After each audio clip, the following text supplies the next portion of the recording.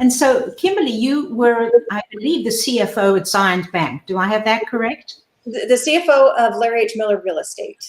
Okay. And so when I think about the Larry H. Miller Corporation, I think a lot of people think about the auto industry. So tell us a little bit about what the company does and what's your role and how did you move about within the Larry H. Miller Corporations?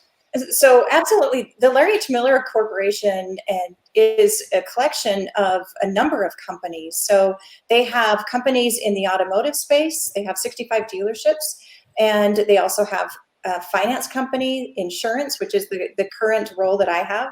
I oversee all of their insurance companies.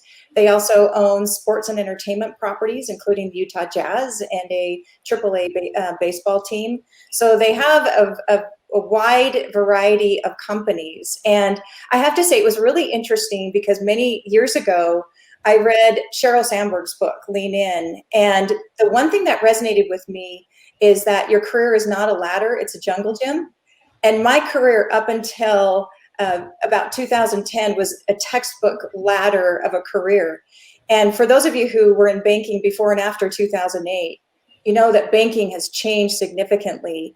And it wasn't too far after 2008 that I went back and got my master's degree. And it was at that point that all the stars were aligned.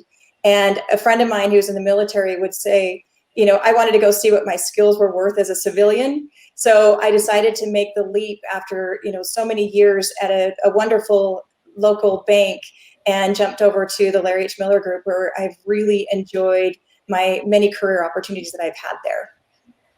Oh, that is amazing, and not an easy set of industries in which to proceed. So are there a lot of women selling cars nowadays, Kimberly? I'm not familiar with that industry.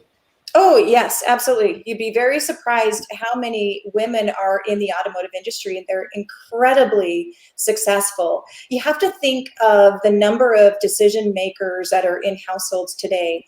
They're not always your traditional, households. You have both men and women making decisions. And so as a company, we realize that, and we want to make sure that we're catering to anyone who wants to visit one of our properties, purchase a vehicle or whatever, they're doing with our group. So absolutely.